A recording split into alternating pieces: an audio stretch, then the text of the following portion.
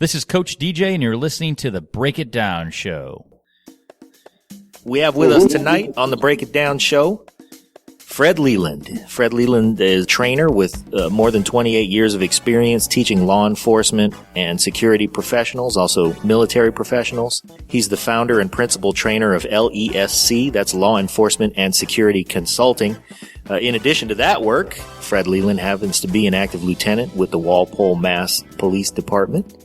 And he's previously worked as a deputy with the Charlotte County, Florida Sheriff's Department. And before that, spent 6 years serving our country as a Marine, as a squad leader in Beirut, Lebanon. The courses that he teach include things like handling dynamic encounters, threat assessment, nonverbal communications, decision-making under pressure, evolving threats, violence prevention, and use of force. So with us tonight, we're going to talk about a lot of those topics and a lot of the things that are plaguing police forces now, what we can do about them, and hopefully give some of our listeners some insight into the challenges on a deeper level that everybody who wears a badge and serves their community go through on a daily basis. So thanks for joining us, Fred. Well, thanks for having me, Pete and John. I really appreciate the opportunity to speak with you and your listeners. Yeah, it's our pleasure to have you on. So, Fred, can you give us kind of a breakdown? When did you start the LESC training, and how has it gone, and where are you trying to take it?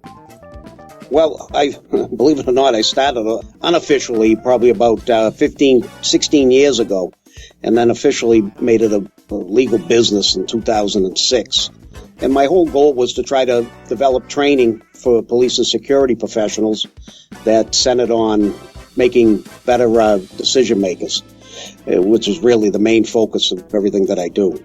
And as far as where I want to take it is a lot of the things I do center on police work. Luckily, I've had the opportunity to speak across the country. A lot of folks here in Massachusetts, where I happen to work, I do about 1,200 offices a year here, and then various conferences and things throughout the country on different times of the year, bringing some of this information. It's all about trying to transition police officers really from we're really policy and procedure driven. We have been for years, and it doesn't seem to be slowing down. And I really believe that that's part of our problem when it comes to some of these problems we're seeing in the news today, like Ferguson and in New York City and the Cleveland, Ohio, when it comes to use of force and other adaptive challenges. We're trying to drive everybody with checklists to follow with adaptive issues that we really need to have free-thinking individuals who can come up and solve problems that require real-time thinking. And we don't do enough of that type of training. Policies and procedures are really great for technical related issues that we do in policing, like following and processing a crime scene or how you're going to wear your uniform, etc. But with adaptive challenges, we really need individuals who know their job and know it well, are capable of going out and putting a course of action together on the fly.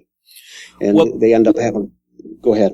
The thing that I would really like to know when it comes to the recruiting process for new officers, how much of that dependency on personality, on the inherent traits of the individual you're bringing onto the police force, how much of what you expect out of an officer is talent and how much is training? Because it seems like, those two things are what separate good companies from less good companies, and that should be no different in policing. So how much is it that you depend on police forces to attract quality talent, and then assuming they attract the talent of a dedicated officer who's sort of middle of the road in terms of basic intelligence, just to throw something like that general out there. If they're getting middle of the road guys, how effective is it, or how much of their dependence on creating a great police force is dependent on the training that you would deliver or that they offer their officers in general? Well, obviously, I think we've in policing have evolved in our way of looking for talented individuals. I mean, education has changed over the years, and we have a lot more highly educated individuals that we've gotten on police departments. We do more extensive background investigations and psychological testing and so on and so forth. So we make efforts there. I do believe that training is a big piece of it. Education is one piece of the equation. I think one of the things we've done in law enforcement is we put too much weight on that. I think we think if a guy has a piece of paper that says he has a certain degree, and I have, but the reality of it is that's not all it takes. You have to train guys appropriately, and I think that's really where we're lacking. And Massachusetts has a pretty good recruit training academy, probably one of the longest in the country, and that's super. But that's really just given these young police officers just really a basic understanding of what they need to know. They come out, they get another 12 weeks with a field training officer who's a veteran officer who takes them out and runs them through the mill as they go on calls together and tries to take what he knows learn from the academy, and now is he able to apply it on the street. But I do think there has to be a good combination of what you're talking about. There has to be some talent already there and some people who have not only the intellect, but also the emotional and social intelligence. And that's an area I don't think we focus in on an emotional IQ, if you will. And I think that's a big area we either should be focusing on early in the hiring process, or at least in the academy stage, start developing these guys so they understand, so that they become more self-aware about what their strengths and weaknesses are, and are able to adapt and evolve into a more calmer, focused individual while they're out on the street, because they do deal with pressure situations. And to be quite frank with you, in most places they tell guys to control situations, and that word control means different things to different people, when we really should be focusing on teaching guys how to shape situations, not necessarily control them. And hopefully that helps answer your question. It does, and I appreciate that type of answer and the insight that you bring to it. But I want to get back to the recruiting process, but first I want to ask you this, because I've been not in law enforcement, but in a corporate setting, in those trainings that they bring you into, where they do a personality assessment, they do, various assessments to establish a baseline in a group, and then they give you the, steps to understand a situation and how to use your term, how to shape the situation and steer it in your favor. And a lot of times I would sit with my colleagues and we would go, oh shit, we got to do another one of these damn things. Damn it. And we'd bitch and moan about it. So how much of that kind of resistance, never mind the first, the initial, you got to get your foot in the door at a department and establish the value to the executives and whether it's the chief or whomever he delegates to, establish the value of your training to come in and help guys get better. And then you get there and you start the training. When you're looking around at the faces of the officers, how many grizzled old veterans are looking back at you like, Jesus, man, come on. I've been on the street for 20 years. I know all this stuff. And then how many of the younger guys are like, you old bastard, you don't know what it's like anymore. I think there is a lot of that, and it depends upon the training that you're bringing. And I think if you look recently, you see the New York PD, NYPD just did a training thing. It was all over the news about how they spent $35 million on a training thing that had 22,000 of their patrol officers go through it to try to make them more tactful in dealing with people. And they came up with the reports. The news reports talked about things like giving guys breath mints if they wanted to curse. I happen to say, man, if I had to have breath mints for every time I curse, I need about a case a week. But anyway, your farts would smell like Altoids. Yeah. Oh God Almighty! He'd fart Altoids. They just come out like a machine gun. Yeah, and it's I understand what they were trying to do. Another thing was breathing. I mean, we breathe to try to remain calm, and combat style breathing's been talked about both in policing and the military. If you're in a bad situation, learn how to breathe. But they made this, according to the reports, a comment about closing your eyes if you're in a hostile situation and taking a deep breath. And we all know you don't have to be a police officer to know if you close your eyes in a hostile situation, bad things can happen. And one of the best things out of that whole report I read was they used the Patrick Swayze movie Roadhouse and the whole Be Nice theme, that scene from the movie where he goes in and he talks to his bouncers about I want you to be nice, and the guys get into discussing why and so on and so forth. He said, really, the bottom line is this: be nice until it's time not to be nice.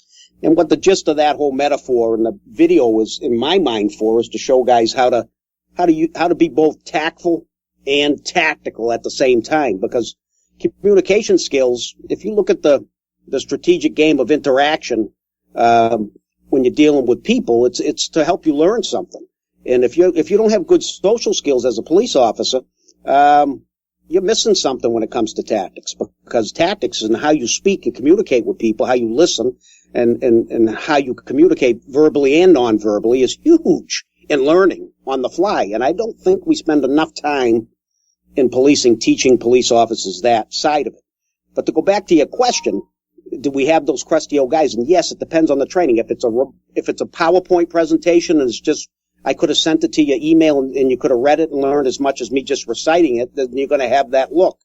If it's something that's involving in teaching guys how to think and instead of telling them what to think, then obviously you're going to have a big difference in how people feel about it. I do a lot of tactical decision-related games or decision-making exercises. Some people have a problem with the word game in an official training program, but that's we can talk about that later, how formalities kind of cause some of our problems too.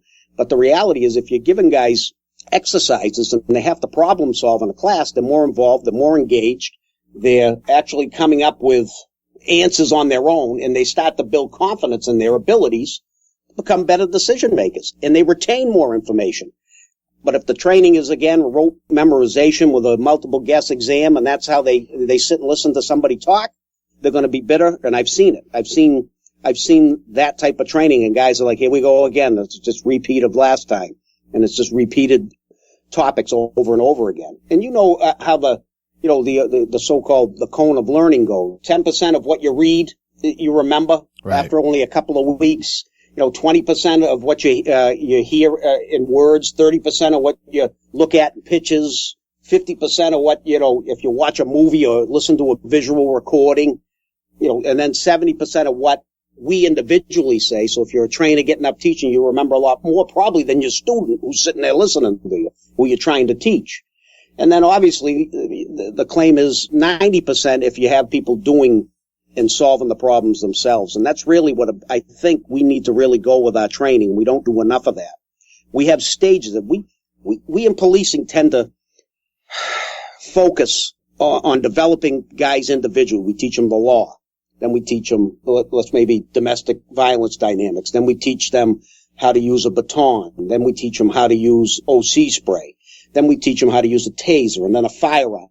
And it's all done separately, and there's no blending of the training. Fred, taking it to the firearm thing and going back to the nonverbal communication, when I get pulled over, and this is as a combat veteran, as someone who knows what it's like to have to be on alert. You guys are trained to do certain things. When you augment that training, you're trying to create that how do I think thing. So I get pulled over. I'm going to pull over in a spot where I'm visible, where the cop can see me, I can see him, and as safe as I can make it. Even if I have to drive another half mile, I'm going to drive to a spot where I feel safe. I'm going to put my hands on top of the wheel, non-verbally communicating, I want you to go home, Yeah. And, yes. And I look to see where their hand is, because if, just like with combat troops, if I look where their hands are all the time, if their hands are calm and steady, it's going to be on a rifle in a combat situation. But that officer, if he's got his hand on the butt of that pistol, I know that I have got to communicate to him. It's my responsibility. If I want to keep myself out of trouble, I've got to be calm, let him know everything along the way, every step. I'm going to put my hand in the glove compartment. Is that okay? That's where my registration is. That nonverbal communication, I've learned that even though I put that signal out, I'm going to add regular spoken communication to make sure that officer is receiving the message. Do you guys do similar stuff from that point of view where yes, you're broadcasting out some kind of message as an officer, but that doesn't mean it's being received?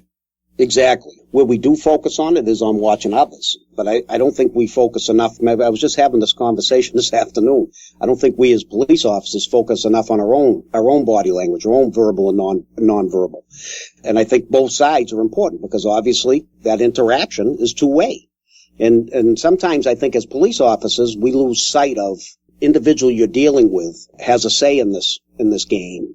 Especially if it's well, in any situation, but especially if it's something that might turn violent, and everybody has a say in it. It's very important. Now, to take what you're talking about, the hands on the wheel and all those types of things, an interesting study done by Force Science Research which is a group of people out of Mankato University who do a lot of studies on police and movements and how they operate. There's an interesting stat on hands. We teach recruits in the academy to watch what we call deadly hands from the get-go. We teach them that. We tell them, you got to keep an eye on hands, got to keep an eye on hands.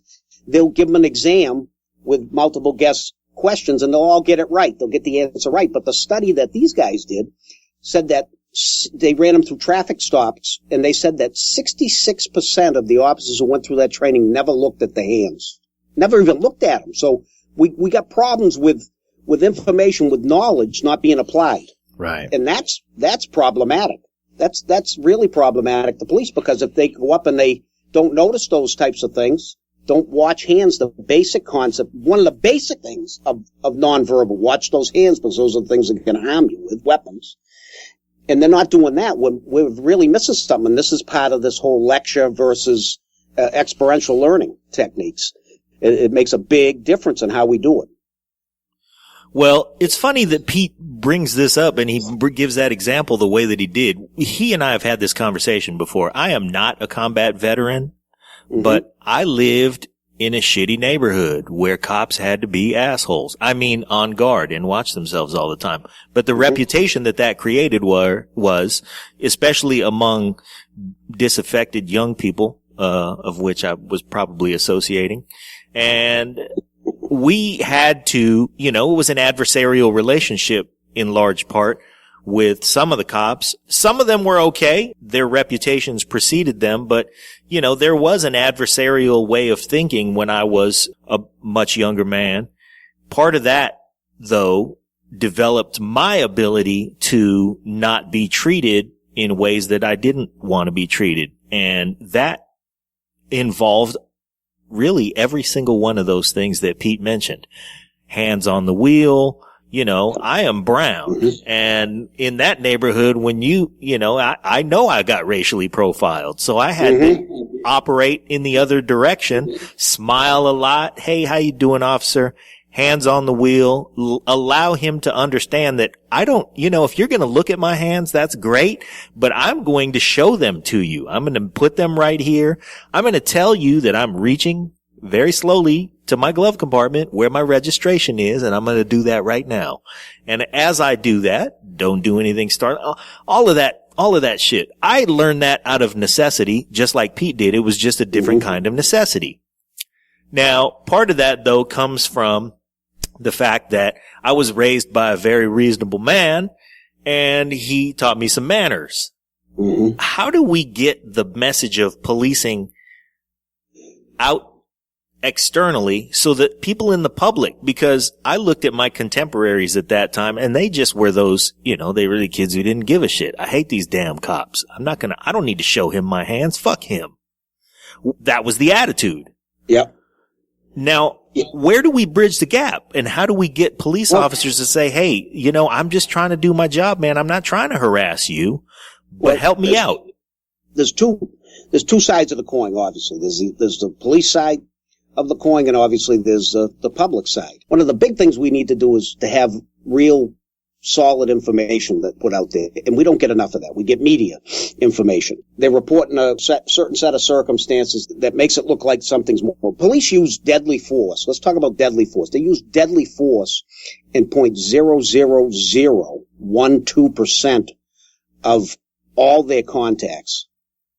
It's about, there's a recent study, it's actually called, so you can find it online, it's called Examining the Prevalence of Deaths from Police Use of Force. It was written, just recently came out of the University of Toledo by a guy named Richard Johnson, who's part of their whole criminal justice program out there.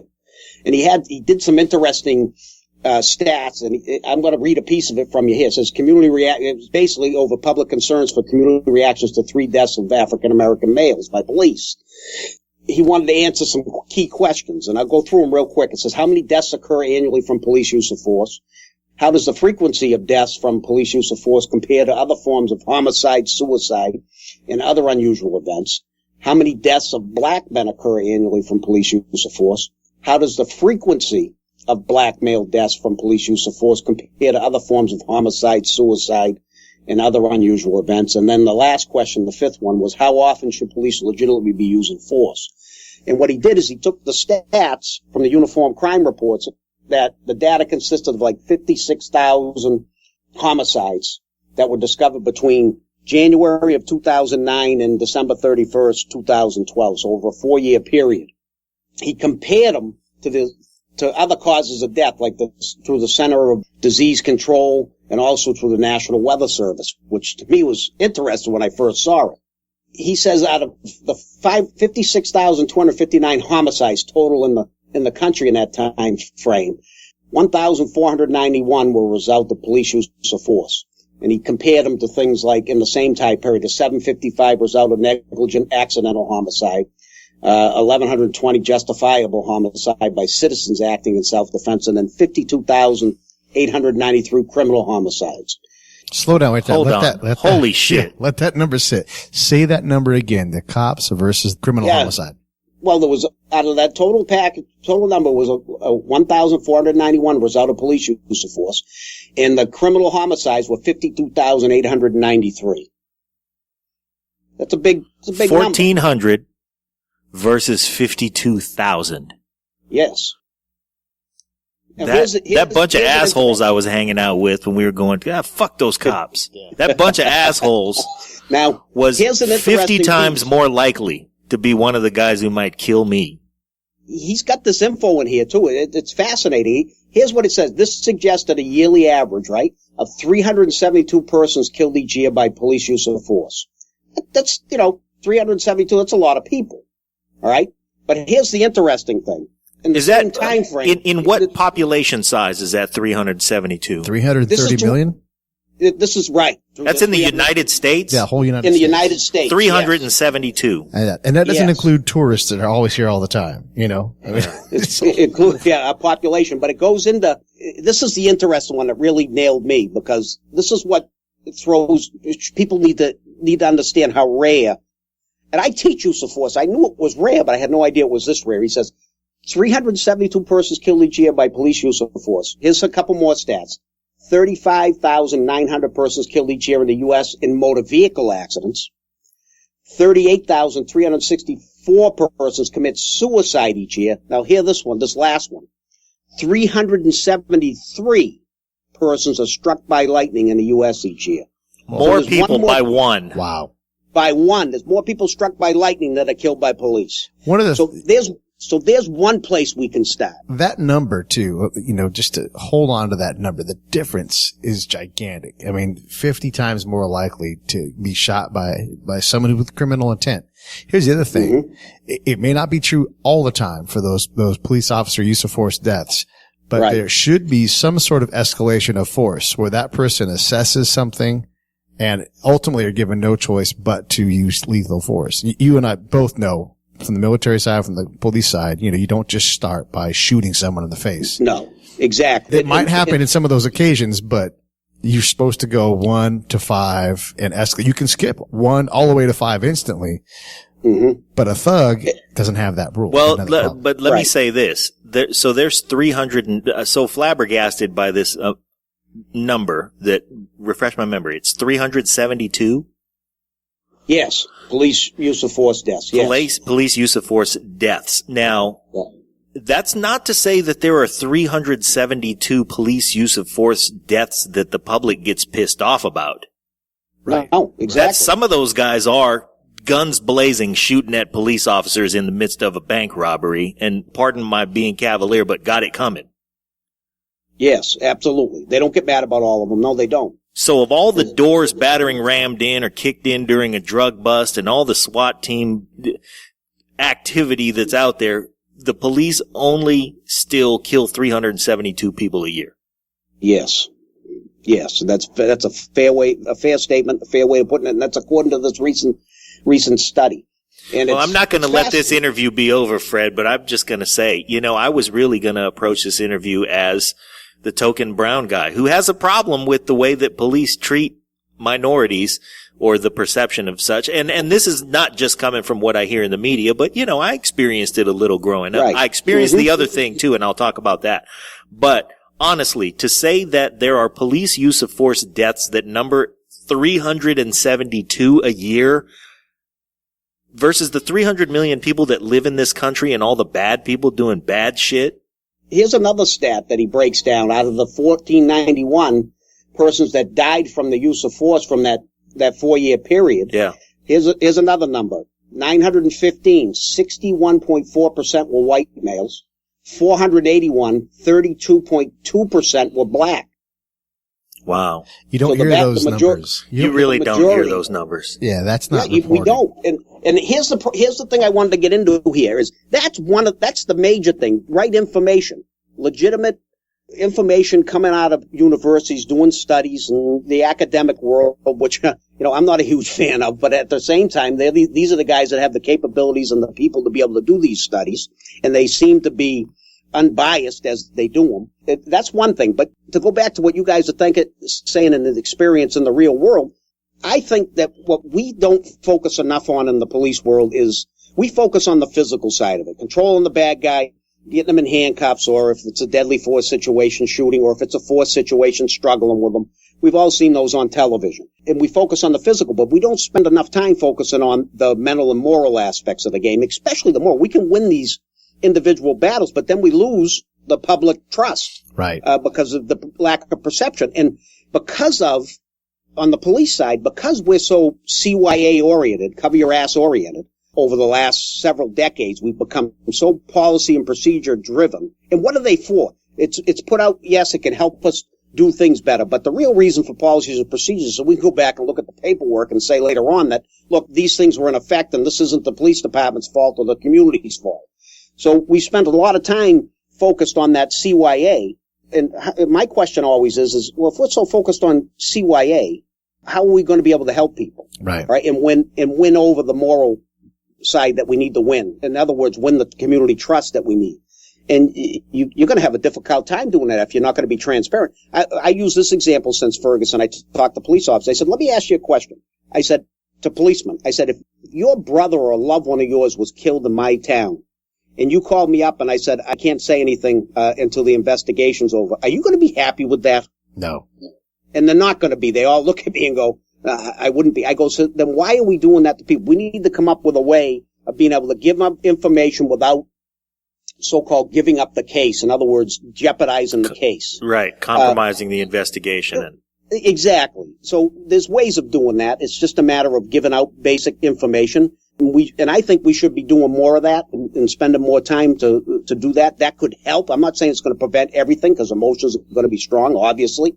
But at least if people feel like people are being transparent and telling them things about what happened, because when you say I got no comment, it looks like a cover-up. Yeah. It's just automatic. I don't care if it isn't. Yeah. It just looks like it is. No comment is commentary on what's going on for a lot of people. Absolutely. It is. It's automatic, and that doesn't help us. And aside from the emotional reaction of being upset that you didn't get an answer, it is, like Pete said, no comment is commentary. It stinks. It does. The other emotion is that you're hiding something. You've got it 100%. And that's how it looks and as well as I do, perception is powerful. It doesn't have to be true. Yeah. It just has to be believed. Perception is true. I mean, that's it is somebody's reality. Yeah, it's their reality. Exactly. Yeah. It's their reality. That number, I'm still blown away by that. I did the math, and if you just go on population of the United States, that number of deaths is a 1/1,000,000th of a single percent. That's how ridiculous that number is. Yeah, Fred, you said 0.00, the number you read off as a decimal was staggering. But to hear it as 1/1,000,000th, to hear it as a fraction that involves an M. Yeah, I've never said that. Yeah. I'm glad one of you guys knows the math stuff because that's out of mine. But yeah, it's rare. It is rare. Well, and the thing is so getting struck by lightning is a very lethal thing, and it's comparable as far as times per year in the statistical model you're giving there. Yep. But police officers are drawn to the most lethal situations. The thing in Ferguson gets out of hand, and that's uncommon. I would imagine that the way these people die, there's going to be some suicide by police type things in that mix. There's going to be a variety of things, but oh crap, something bad's happening, 911, come over here now, and an assailant dies. Most of the time is going to be my assumption. I don't have the numbers in front of me. You think about that too. Like, these guys are going to the worst possible situations.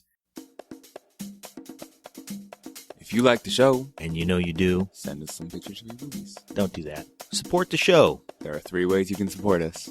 Number 1, go to iTunes or Stitcher or wherever you listen to podcasts. And leave a 5-star rating and review. It helps with the show metrics, and it helps us get better placement. Number 2, visit our website, www.breakitdownshow.com. We've got an Amazon and an eBay link. Same Amazon, same eBay, you know and love, but they give us a little kickback when you get to their site from ours. And number 3, leave comments about the shows that you like. We want to know what you think, how you feel. Tell us how to make the show better. We greatly appreciate it.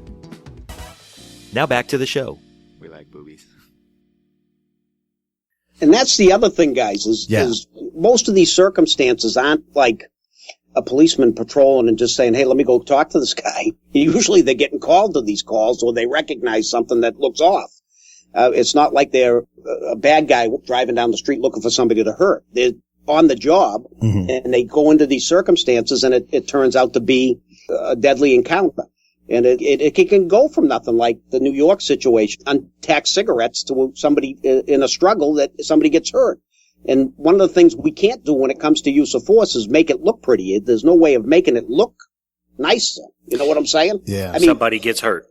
I tell guys all the time, I said, if you can develop an app for it where I can push the button and say, lock this, put them in handcuffs with no struggle, that'd be great, but it's just not reality. You know, when we use force, even if it's a verbal altercation, it doesn't look pretty. I always try to bring things home to people. I said, think about the arguments you've had at home with your spouse, with your loved one. Think about how ugly some of those have been and how embarrassed you would be if people knew about them. And usually people go, yeah. Because you can't make those types of conflicts look good. They're ugly, they're hurtful, they spark emotion. When emotions go up, good common sense and decision making go down. And that's why it's important for cops to learn how to control their emotions to the best of their ability. And when people do get emotional and don't cooperate, to go back with what John was saying, cooperating with the police makes a big difference because it makes things go smooth and you can make your argument in court. But there seems to be a little bit of a change in that because of the climate that's out there now. In fairness, another topic that's been big in the news is this whole idea of police militarization, which has been all over the news. And, you know, cops that are taking SWAT teams to, you know, $20 buy-in poker games, or the barber who doesn't have a license, you know, those types of things. My philosophy is this: we need these tools to protect the homeland. There's no doubt about it. We need this stuff, but we need to be a little more cautious about where we use them and when we use them. We shouldn't be taking them out on everything. We should be taking them out for what they were really made for and using these teams for what they're really made for, sparingly. And what like we've done in an effort to try to beef up the appearances is maybe we've used these tools too many times. And it's become, look at these guys, they're all out here, and it's almost like I don't want to overemphasize it, but for lack of a better way of putting it, it's like almost like a standing army. Some people look at it. You can legitimately, you call it a paramilitary force. Right. I mean, it's anybody who wants to call it that is right. What's fascinating to me is it's not just a liberal thing versus it's both, all sides feel this way. There's cops who feel this way. The use of MRAPs in a civilian setting. I've ridden MRAPs. Those things are gigantic. You can only drive so fast in them because they absolutely will flip over. And, you know, the Army keeps very tight control. I mean, you're not supposed to go more than about 25 miles an hour in regular driving. You might get up to 35, but really at 35, you need to be very careful because you turn that thing and it's going to roll like a bucket. You start killing people and squishing property with your MRAP flipping side to side. That's bad. Yeah. And there's some great research out there. I know Radley Balco, he wrote a book called Rise of the Warrior Cop. Police militarization in America. I recommend it to all cops, even though I know it's going to get them emotional. Right. Because they should read it, because we have evolved into this process where we're using these tools. And look, on one side of it, guys are looking at some of the things that have happened in the country, 9/11, the Boston bombing, other things that have happened here in the homeland, and they're thinking we need to have certain tools to be prepared. And to some extent, that's true, but where do we draw the line? I mean, I honestly think an MRAP is too much. It's like a 30-ton vehicle. It tears up the asphalt as soon as you put it on the thing. It destroys the civil property. And I can't think of a reason. How many police forces have an MRAP? You know what? The number I don't know, but let's just say these things have increased due to those programs that the federal government. You know, a cop's second favorite F word is free. Okay. Right. Yeah. Right. Well, you know what? I have to acknowledge in this conversation, my brother he's like a superhero. He repels from helicopters, one of those guys that we talk about, who's prepared. And in his job, he doesn't have to do it very often. I don't know that he's ever really had to do it, but he's a correction officer and he is the rappel master. Uh-huh. So he does all of that stuff and he enjoys that part of the work. I'm glad that he knows all of that stuff and that he trains with all of those tools and that he has them at his disposal, because I want his ass to get home too. Right. And a lot of that has to do with being tactically over-prepared for the situation. But it goes back to your identifying the guy because my brother is, he's perfectly calm, rational guy. And yes. I'm glad that he's the one with the tools, because those tools in the wrong person's hands could be, misused or even used with some neglect, and bad things can happen. But I'm glad that they're there, and I'm glad he's got them. Yes, I agree with you 100%. They need them. But you're right. The right type of people need to be on these teams. There's no doubt about it. Because I call the yahoos, the guys who want to yell, scream, and, charge to everything in their path. They don't need to be on it. Sometimes we get the wrong guys on these teams. But the highly trained teams, SWAT teams, so everybody understands what we're talking about, they know this, and they're good at it. The problem we have in some places is maybe not so highly trained. You follow? Yeah. And that becomes problematic. Right. So the problem isn't the tools. The problem isn't the MRAP necessarily, although that's a pretty extreme example. The problem is selection process and the training process for the guys who have these tools, and sometimes that's lacking. Yeah, and where we use them. Right. Those two things, and where and when we use them is crucial. I mean, if the Boston bombing takes place and there's an MRAP on the street because they realize they're looking for a terrorist, I think people would say, hey, we need it today. But if it's out floating around on the Pumpkin Festival, cruising the parade route or something, it just doesn't come out. In America, in our climate, in our culture in America, it just doesn't feel right. If it tips over into the Charles because they park on the bank and the bank can't support the weight and 4 dudes die inside of it, all of a sudden they don't need an MRAP. Because those things are death boxes. They really are. I mean, they're designed to withstand IEDs. That's what they're built for. They're not built for community policing. Exactly. And like you say, if we use them, like when SWAT teams were originally found after the Texas Tower incident, Charles Whitman back in the 60s. Right. And then LAPD put a SWAT team together to try to prevent or to mitigate bad situations like that. That's what it was put for. And initially, that's what it was used for. They were used for those types of serious things. They were called out on the extreme cases that us guys on patrol couldn't normally handle. Or it was too big for us, or we needed more specialized individuals and specialized tools, special weapons and tactics. That's what SWAT stands for. And it's kind of evolved into this thing now where they're all over the place. Because what's happened is a lot of we got a great team in this area, and it consists of, and these guys have come a long way training their guys, and they really train around the country and practice, and they do super jobs and real call-outs. But it contains like 45, 48 towns are part of this. They call it MetroLEC, the Metropolitan Law Enforcement Council's emergency response team. And it consists of that SWAT component, but it also consists of a search and rescue and some other different investigative components to it. And they're called out, and they come to town, and they're very highly trained, and they'll say, hey, what do you need us to do? And depending on what we got going, we'll communicate, collaborate, and figure out how we want to handle something. A lot of times they'll back away and just be on standby. Or if they feel as though through communication that it's something they need to deal with, then obviously they'll set up the crisis negotiation teams or whatever it might be. And those kind of guys. But what's happened is we've taken like the big cities that used to have them. Now they're out and they're all over the place. Most of them are done in these, like I said, these consortiums of 40, 50 towns or sometimes smaller groups. But still, that means they're all over. And they're responding to seeing more and more of them. And a lot of times, guys, they want to get out and get the real direct experiences versus the indirect and training only. Well, there you go. That's the problem, right? You have commanders that if you have a SWAT team, you have to use it. So now you have commanders that are compelled to use their SWAT team, and we're putting a lot of faith in these guys. And I gotta believe that the system requires them to go out.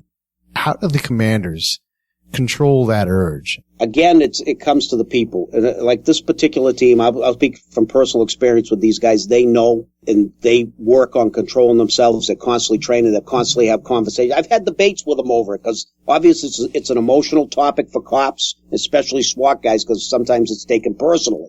But it's not about not needing these teams. These guys are highly trained, squared away guys, and that's what we need. But they're able to control their emotions. They're able to stay calm. That if you got those types of people, then your teams will be safe and your guys will go out on the right types of calls. But if you have sometimes, like you said, they got the team, they want to use it, and that's not a good enough reason. Right. There's got to be a strategic and tactical reason for using these, or we shouldn't be using them. Bringing them out for everything just is not the way to do it. So it really comes down to the selection process. Again, and big on people's attitudes and their mindset. And, are they willing to, you got growth mindset versus a fixed mindset. And I don't think you really need too many fixed mindsets on a SWAT team. You need guys that are willing to understand and learn every time they go out. And that's important. Yeah, a learning organization is critical, and there's a lot to learn about being a learning organization.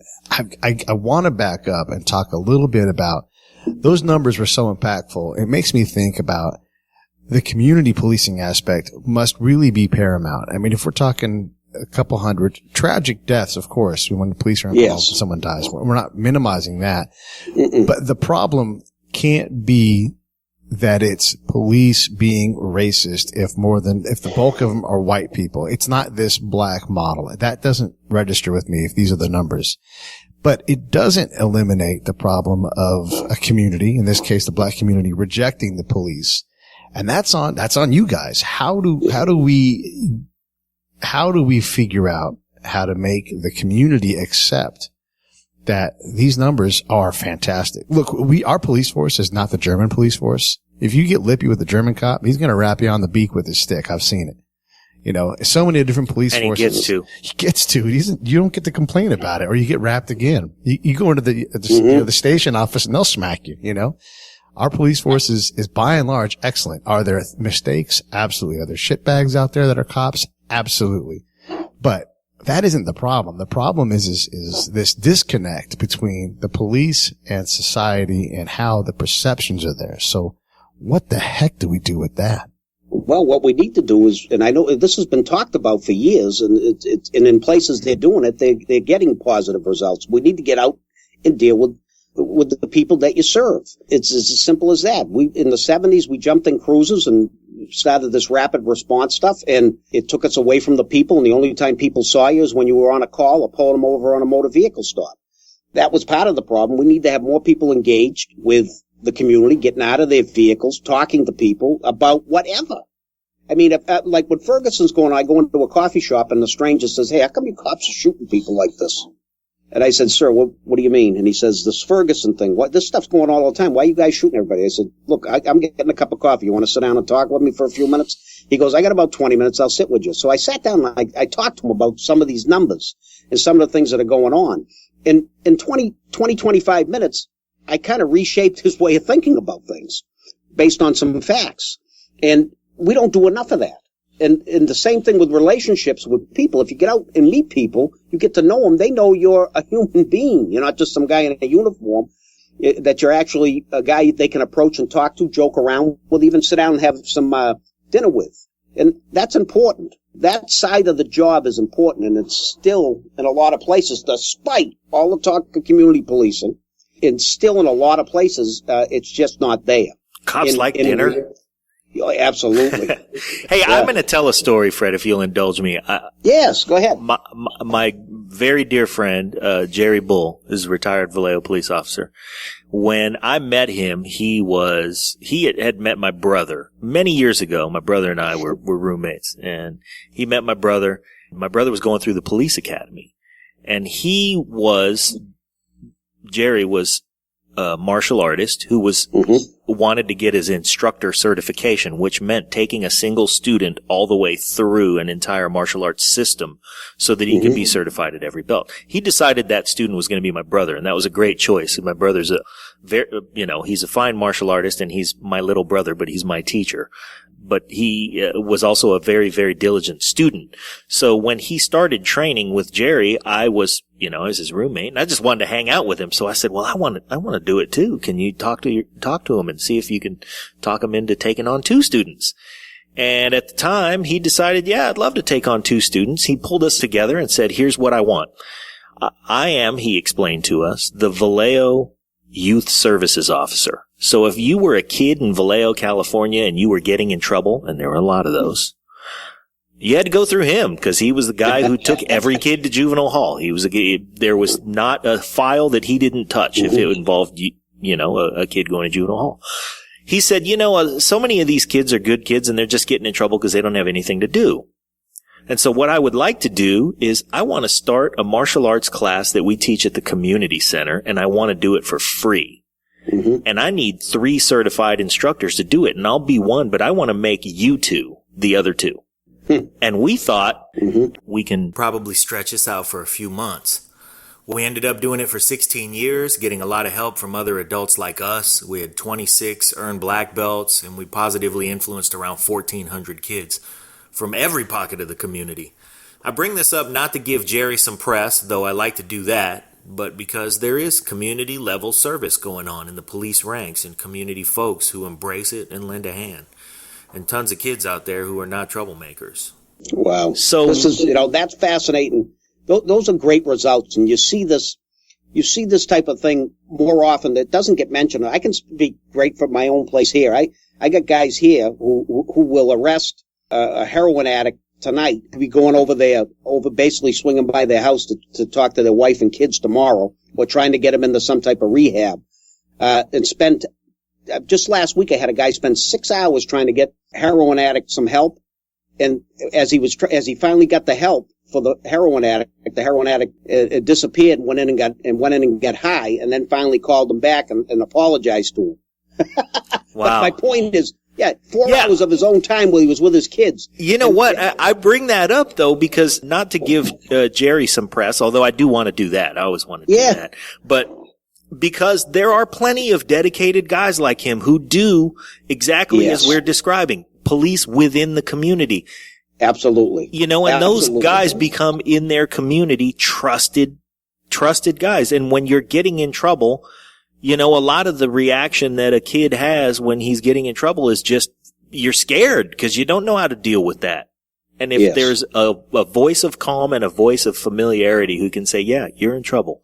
Now let's see what you have to do to get yourself pulled together and make something out of this and try and scrape together a solution. And that's all about having the right strategy and then utilizing the right tools for everything that you do. Policing's a really interesting, like I say, business, for lack of a better way of putting, profession. Yeah. And it's interesting in the sense that you're out here. Most people you talk to will tell you they get in this business to try to help people. And they do. But sometimes a lot of the job ends up making some guys cynical. And you have to work at not being cynical. And I always tell people, look, 90% of this job's positive.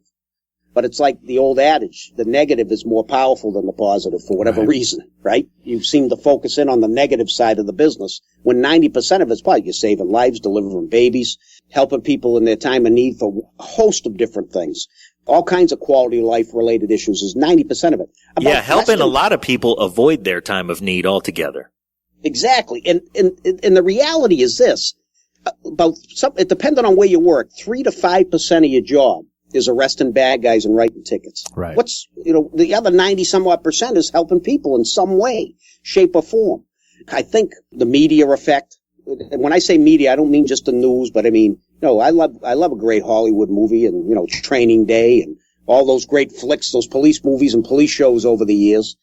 I have to always revamp my police shows though, because when I talk Starsky and Hutch and T.J. Hooker, these young kids don't know what I'm talking about anymore. Let's go back to Angie Dickinson. Angie Dickinson, exactly.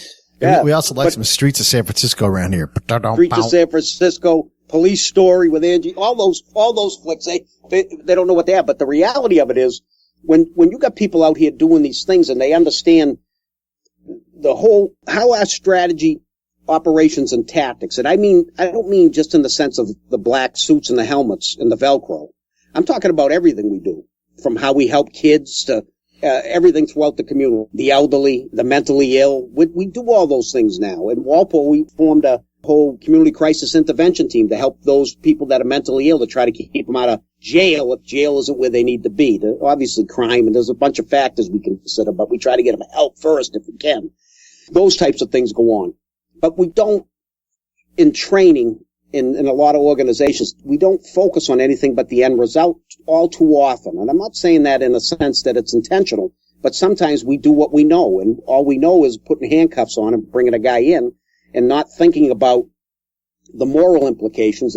I'm a big Colonel John Boyd, military guy anyway, ought to understand Boyd and Sure. his ideas.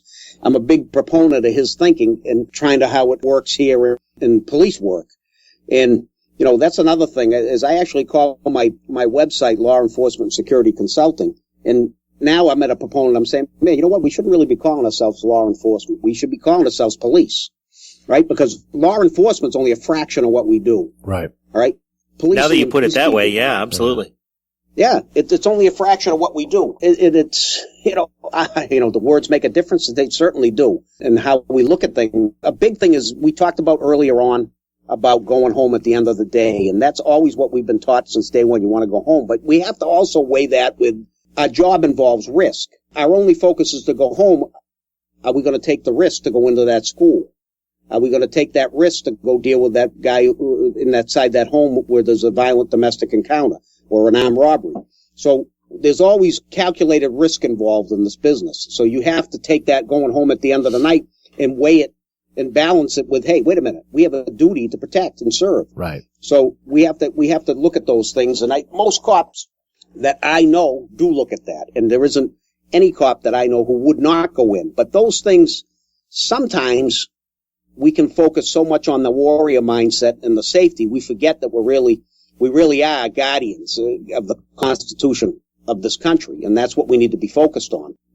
Look, there's problems with the police force. We have entirely too many black people in jail, and I don't know how to fix all those problems. We've talked about the lethal end of it, not the day-to-day stuff that happens when the same dude gets arrested 50 times down in Hallandale, Florida. There are problems. Mm-hmm. No doubt about it.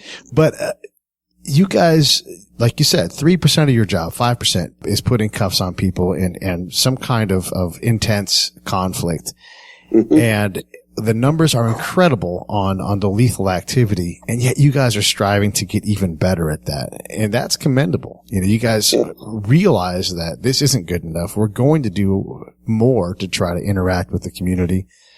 And a lot of that stuff's got to be on us as the community to take time to learn how to deal with an officer. Even when, you're pulled over, what do you do to reduce your situation? It doesn't take that much time. Yeah, Keep your hands where people can see them. Smile a lot. Be nice. I tell you, if every cop on the street took the opportunity to talk, some guys get offended. If somebody asks them, well, why are you guys shooting everybody in Ferguson, they get upset.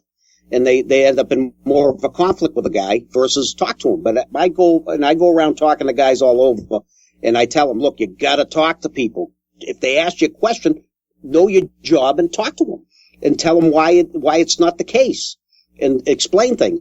There was a couple of protesters, I think Arizona, and I can't remember where the other guy was out of. They sent through a simunitions type training. They put them in use of force situations with sims. I love the start of this story. Yeah, it's so good.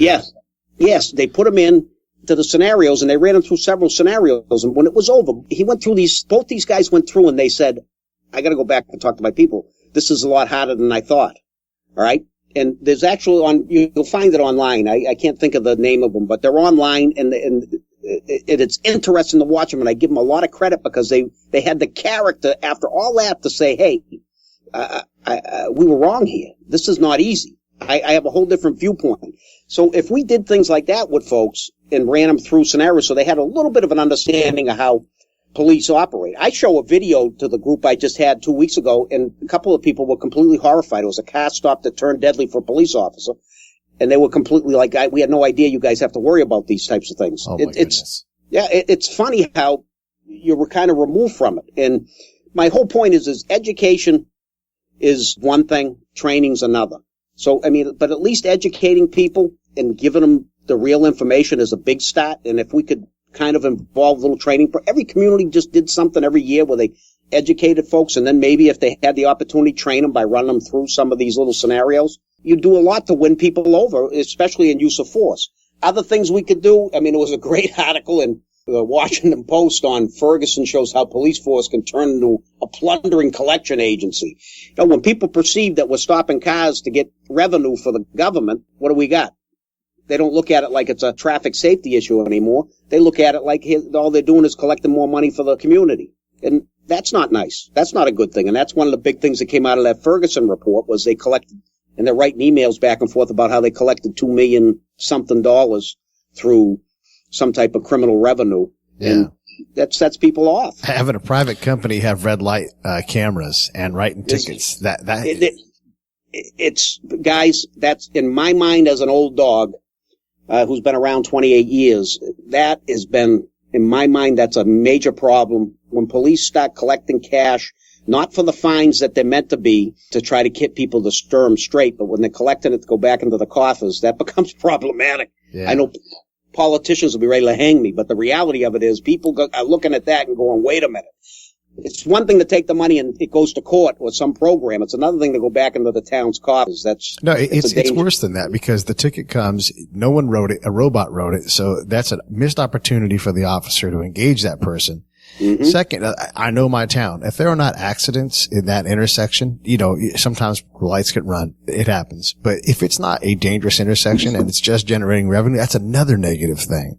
So you can have one ticket equal 4 or 5 negative points where the community's like, screw you, you know. And hey, look at 2 years ago, I headed up north with my wife to go to New Hampshire. All right. And I drove up. It was late. We got up there about 11:30 at night.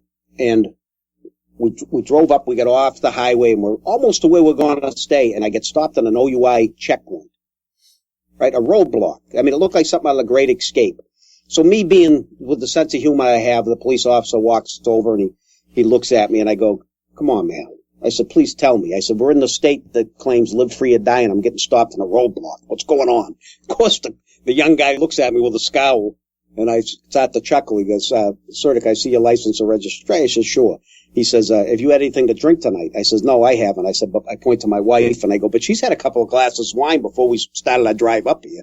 And he looks at me, he goes, are you a police officer by any chance? And I says, yeah, I am. Right. And he laughed and we joked around a little bit and he kicked me loose and sent me down the road. And at first I was laughing because it was kind of a fun little altercation. But then as I cruised down the road a little more, I was a little wound up about being stopped for nothing. And yeah. I'm a policeman. And I believe, I'm saying to myself, wait a minute, it's one thing to stop a guy swerving down the road speeding and I got him and he's drinking and I arrest him. It's another thing just to be stopped for no reason. And that goes back to your point. We might make 10 or 15 arrests that night, but how many hundreds of people drove through that are just as aggravated as a guy who's a cop?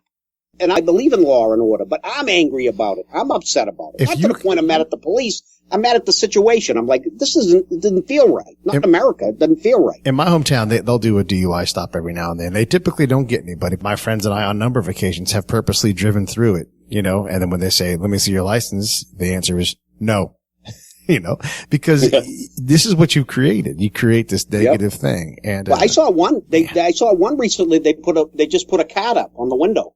Yeah, I've been informed by my attorney not to open my window and not to talk. I don't want to talk to you or something. And they kick them loose. Look, this is it's not about, I'm trying to be very candid with your listeners because I don't think it helps to not be transparent. Right. And these are real feelings that a lot of guys have. Some guys will debate me and say, Freddie, what are you crazy? Look, I don't want drunk drivers on the road either. But at the same time, if I'm angry and I believe in taking drunks off the street, then what's it doing to the law-abiding people who are getting stopped? And are they getting aggravated? And are we alienating these folks from us? And the answer, in my mind, has to be yes. We are alienating some, and it's creating some of these problems that we're facing. I do want to send a shout out to another police officer who's a friend of the show and been a former guest, Jeff Block, the Speedy Cop. He builds race cars out there in the East Coast. Even seen the upside down Camaro is one of his. And he also built this plain fuselage. He put a race car inside of it and races. It's a street legal plain fuselage. He drives around and it's incredible. Well, and that's part of the community policing. He's in Washington, D.C. Okay. And he is also, at a tactical level, he's a mounted officer, so he gets to trample you with his horse if he has to. But he doesn't use his horse for that. More often than not, he uses his horse for photo opportunities with children. Yeah. And so he's a great face for policing because, he, like you said, the cuffing of assailants is a very small part of his job, a huge, huge part of his job, especially being in Washington, D.C. and on a horse is interaction with the community. And he's the perfect guy for that because he's just he's just a lovable dude. What I say is we need to develop full spectrum cops. We need to develop guys, especially patrol guys, who are capable of doing just what your friend there does. He's on the horse or he's making cars and he's doing talks and he communicate with people, and in an instant he can go and deal with something that's a potentially deadly encounter. Yeah. And we don't spend enough time prepping guys. We educate guys. What I mean by that is they come into the field educated now with high degrees, and we give them initial academy training, and that's all they get. They don't get any other specialized training.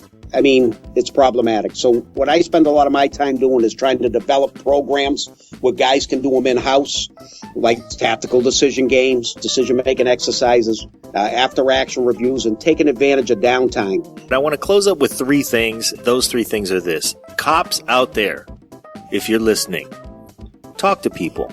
Don't just talk to people about police work or about whatever, but talk to us about where you get a good burger, things like that. Citizens out there, same thing. If you're engaging a police officer who happens to be in the line at the coffee shop or wherever, hey man, he's just a guy going to work. He's got a difficult job and he just wants to get home. So talk to people. We all should just engage each other. And then finally, Fred, for you, I will say that we touched on a lot of general topics tonight, but you have an open invitation on the show. Man, we really appreciate what you're doing out there because it's important work. Thank you so much, Fred. Hey, guys, thank you. Everybody, ladies and gentlemen, listeners, Fred Leland.